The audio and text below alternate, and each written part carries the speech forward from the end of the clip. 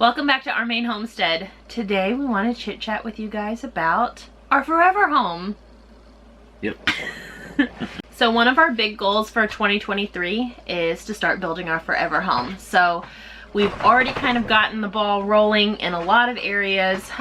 You will see over the next few weeks some of the things that we've been doing to prep our area, our clearing here for building our forever home. But we just wanted to kind of chit chat with you guys about what our plans are, what we're thinking, what our goals are. Fingers crossed what we can get accomplished in certain timelines and all that stuff. So yeah. And we hope once we get the ball rolling, we'll be sharing, probably weekly, an update on kind of what we've gotten done that week, where we stand, what the plans have changed. They usually do. Oh, for sure. So, just kind of what's going on and where we're headed. But yeah, the last week, it's rained every day. And we've been working outside in the rain every day trying to get ready for this. So we're kind of tired. Yeah. So of course, some of the things that we've had to do to prep our building site is we had to tear down the root cellar, which you guys have already seen. Olivia. Some of the other things that we've had to do, which one of our big projects was that we eventually decided that we did need to move our cabin in order to build where we wanted to build and have room to work. So we did decide to sell our cabin. We initially were kind of tossing around a lot of ideas, like were we going to keep it, move it to a different part of the property, use it in the future for like Airbnb or just like a guest cabin or something like that. But we eventually decided that we just wanted to sell it, move it just the one time off the property, and use that money towards building our house as well. So we just figured that was the best use of that money at the time. Yeah. So some future videos that you're going to see are us prepping, moving, deconstructing a lot of the attachments that were on the cabin, getting it ready to move, and then of course moving it because it is officially gone. But you guys will see a lot more on that later on. Yeah. We spent, like I said, the last week in the rain taking the side awning off, the front porch, totally like taking it apart and moving it off and getting the water and the power out of the cabin and just a lot of things.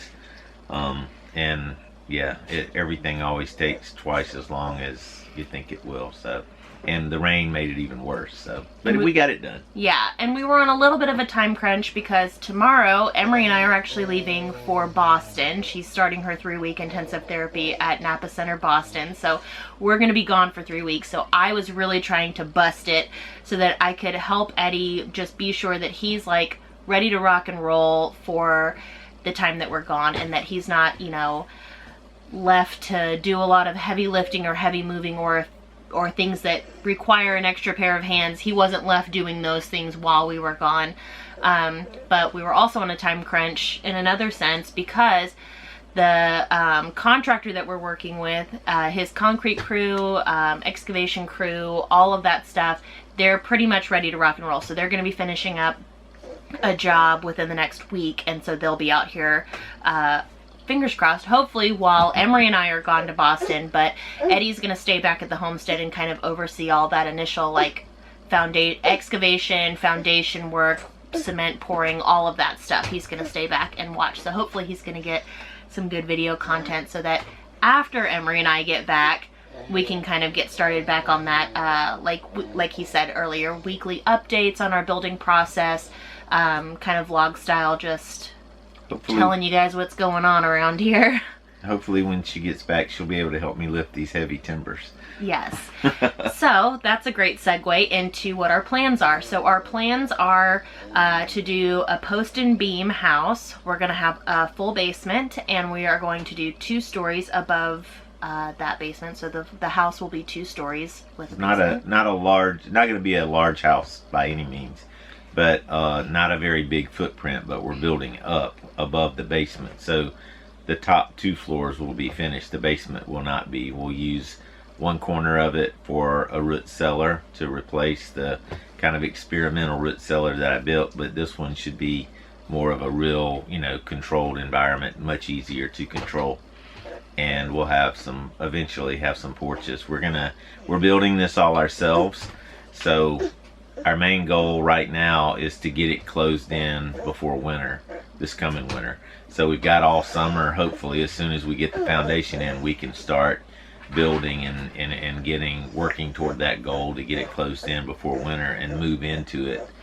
And then, we'll live in it while we finish, hopefully do a lot of the finishing on the inside over the winter when you can't do a whole lot outside. So yeah.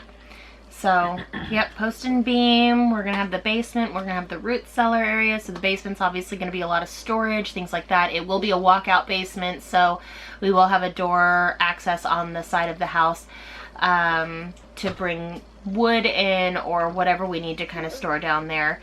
The first floor will be like our living space, dining room, kitchen. All of that will pretty much be an open studio-esque type feel, so that we can see each other when one of us is in the living room or Emery's in the living room and I'm in the kitchen or whatever. But one of the big changes to this is that we're actually going to have bathroom walls. So the bathroom will be enclosed, and it's going to have our composting toilet set up. We'll have a sink in there, and we'll have a big walk-in shower. So that's kind of our goal for that. So yeah. we miss having showers. So that's going to be a nice change of pace. And then when you go upstairs, we'll have our bedroom, Emery's bedroom / the guest bedroom whenever we have people over. And then we're planning to have kind of a common area in the middle so that you can have a nice window to look out, sit in your chair, read a book, have a cup of coffee, whatever you want to do, but just kind of have like a little common area there as well. But we will have pretty much an L-shaped porch on the first floor. Part of it will be an enclosed greenhouse, so that we can have like our kitchen kind of garden and all that stuff in there, close access to the house. And then we can also use heat from the house to heat somewhat in the winter. We hope that's the plan. And then you can also, in the winter, on sunny days, probably use a lot of that heat that comes into the greenhouse. We'll have a way to allow that heat to flow into the house, so it can actually help you heat the interior of the house as well. So. Yeah, so that'll be really, really cool, I think. It's cool ideas for sure. And then the second floor off of our master bedroom, we will have an upper, like a second floor deck as well. So that'll be a nice little hangout area and good views, things like that. So we haven't drawn up any like professional plans or anything, but we know what we want to do, and so hopefully we can turn that dream into a reality fairly easily on our own. Yes. So it'll be a pretty simple. It's not a timber frame with a lot of pegging or anything like that. It's going to be pretty straightforward and budget friendly. Yeah.